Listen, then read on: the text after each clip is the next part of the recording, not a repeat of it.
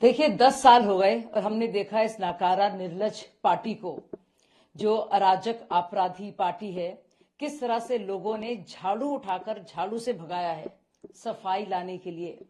और अब लगातार झूठ बोलने में माहिर आतिशी जी फिर से ब्लेम कर रही हैं और सवाल पूछ रही हैं नई जो नवनिर्वाचित सरकार है उससे। मुझे लगता है सुर्खियों में रहने की उनको ऐसी लत है कि वो कुछ भी कहीं पे भी कहने को तैयार हैं। ऐसी उनको क्या हड़बड़ी मच रही है, उनको क्या जल्दबाजी है। अब तक 10 साल जो आपने इतने वादे किए थे उसमें तो आपने कोई जल्दबाजी दिखाई नहीं।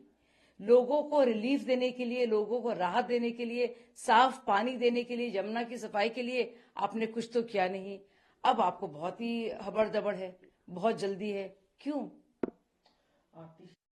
ना ही ये बताया जा रहा है कि सीएम कौन होगा। 9 दिन हो चुके हैं, 10 दिन भी कल पूरे हो जाएंगे। कब तक ये लोग सीएम डिसाइड करेंगे? कब तक दिल्ली भाई कुछ दिनों के लिए ही सीएम रही, सही बात है, लेकिन तब तो फिक्र की नहीं गई। अब बड़ी फिक्र हो रही है। अब जब वो काम चलाओ टेम्पररी सीएम नहीं रही, अब उनको दिल्ली वासियों की, दिल्ली की बड़ी परवाह हो गई। थोड़ा इत्मीनान की सांस लें आतिशी जी। रोजाना टीवी में आने की और कुछ भी कहने की जो अपनी आपकी आदत है उससे आप बचें और इतने ज्यादा फिक्रमंद ना हो। कितनी आपको फिक्र थी दिल्ली के लोगों की, कितनी आपको चिंता थी, सबने देख लिया है।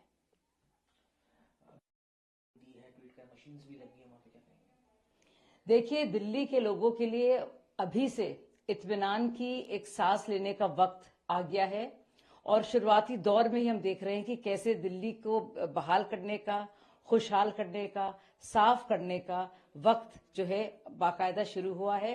और अभी से मैं आपको जानकारी दे दूं कि हमारे एलजी जो दिल्ली के वीके सक्सेना जी हैं, उन्होंने ऑलरेडी एक 4 pronged स्ट्रैटेजी बनाई है, जिसके चलते आप सफाई का काम शुरू हो गया है। काफी बड़ा प्रोजेक्ट है, महत्वाकांक्षी जरूर है, लेकिन ऑलरेडी जो है हरकत में आ गई है, हरकत में आ गया है सारा पूरा जो प्रशासन है।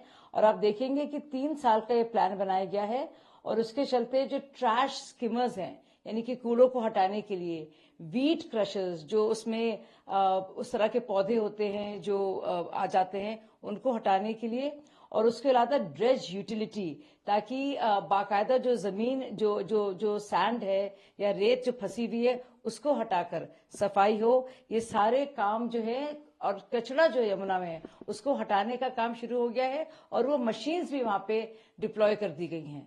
तो ऑलरेडी काम शुरू हो गया है और ये सारी शुरुआत हुई एक बहुत ही भव्य आरती के साथ। तो मुझे लगता है कि बहुत से लोगों के लिए ये बहुत ही बड़ी राहत की बात है।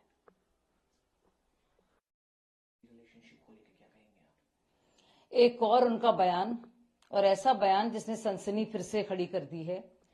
भाई साहब सैम पिट्रोडा जी, अंकल सैम अब ये कह रहे हैं कि चीन हमारा दुश्मन नहीं है। सबसे पहले तो बताएं उनका क्या लोकस या औचित्य है। अब हैसियत क्या होने के नाते वो ये बात कर रहे हैं। दूसरी बात, जरूरी बात, ये वही शख्स है जिसने उत्तर पूर्व के हमारे ही राज्य में रहने वाले भाई बहनों को कहा था कि वो चीनी लगते हैं, लगता है वो चीनी मूल के हैं। ये उसी पार्टी के लिए बात कर रहे हैं जिसने 40,000 वर्ग किलोमीटर चीन को दे दिया था। ये उसी पार्टी के वकालत कर रहे हैं और उसी राहुल गांधी जी के ये वो सलाहकार हैं जो अब तक नहीं बता पाए हैं कि राहुल गांधी जी ने क्या एमओयू साइन किया था चीन की कम्युनिस्ट पार्टी के साथ। तो बहुत ढेर सारे सवाल हैं, लेकिन जो चीन उनका प्रेम बार बार जो जाग जाता है कांग्रेस का, और जो ये जुनूनी आकर्षण है दोनों के बीच में, ये जरा मुझे लगता है गहन तौर पर उनको जनता को समझाने की और देशवासियों को समझाने की जरूरत है। पूरा देश जानना चाहता है इसके लिए जिम्मेदार कौन है, आखिर केंद्र सरकार को क्यों जिम्मेदार ना ठहराया जाए? वीवीआईपी के लिए स्पेशल अरेंजमेंट्स, लेकिन जो लोग जा रहे हैं उनके लिए कोई अरेंजमेंट नहीं। सब जानते हैं कि जो कुछ हुआ है वहां पे बहुत ही एक तो दुखद घटना है वो, और वहां पे स्टैम्पीड हुई, भगदड़ मचा। प्लेटफॉर्म नंबर 14 से प्लेटफॉर्म नंबर 12 जाना चाह रहे थे कुछ यात्री, और ऐसा कुछ भी नहीं हुआ कि अनाउंसमेंट गलत हुआ है, लेकिन जाहिर सी बात है कुछ ऐसा हुआ है कि भगदड़ मची। अब भगदड़ क्यों मची, ऐसा क्यों हुआ, और क्यों 18 मासूमों की जान गई, ये जाहिर सी बात है बहुत ही अफसोस की है। और मुझे लगता नहीं है कि हर एक चीज पर सियासत करना जरूरी है, और इस तरह से दोषारोपण करना जरूरी है। ये सही बात है कि विपक्ष को हमेशा सख्त सवाल उठाने चाहिए, और इस बार भी उन्होंने उठाए हैं, वो अच्छी बात है, जरूरी है, ताकि सिस्टम बेहतर काम करे। और पर सिस्टम तभी बेहतर काम करेगा जब इसमें आप राजनीति और धर्म हटा देंगे, क्योंकि ये हादसा हुआ है न्यू दिल्ली में, ये प्रयागराज में नहीं हुआ है। तो बार बार ये कहकर, ताकि आप इसको एक धार्मिक रंग दें और या सियासी रंग दें, ये जरूरी नहीं है। हम भी वही चाहते हैं जो तेजस्वी जी चाहते हैं। जाहिर सी बात है, ये 18 लोगों का ऐसे मर जाना बहुत ही ज्यादा ये अफसोस की बात है, और हम सब लोग उसी स्टेशन से आते जाते रहते हैं, तो ये किसी के साथ भी हो सकता था। लेकिन भगदड़ की क्या वजह है? एक बहुत ही हाई लेवल 2 मेंबर्स की टीम ऑलरेडी बन गई है, और पूरा राहत कार्य फौरन शुरू हो गया है, और कई सारे जो लोग घायल हुए हैं अस्पताल में, उनका इलाज भी चल रहा है।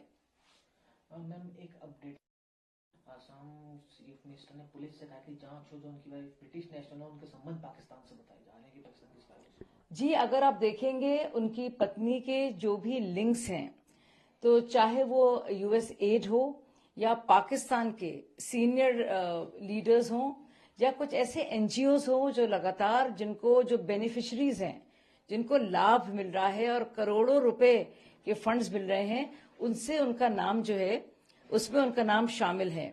अब आप इसमें देखेंगे कि किस तरह से जो पूरा जाल देखेंगे, पूरा फ्लो चार्ट देखेंगे कि मनी ट्रेल कहां से शुरू होता है, वो पैसा किस लिए भेजा जा रहा है। आपने भी पढ़ा होगा और जाना होगा कि डोज जो है, डिपार्टमेंट ऑफ गवर्नमेंट एफिशिएंसी की तरफ से एक ऑफिशियल बाकायदा खबर आई है एक्स पर, जो हमने पढ़ी है, कि किस तरह से $21 मिलियन इंडिया में वोटर टर्नआउट के लिए दिए गए हैं। अब ये पैसे किसको मिले, क्यों मिले, किस राज्यों में मिले, क्या काम करने के लिए मिले, ये पूरा देश को तो पता होना चाहिए ना।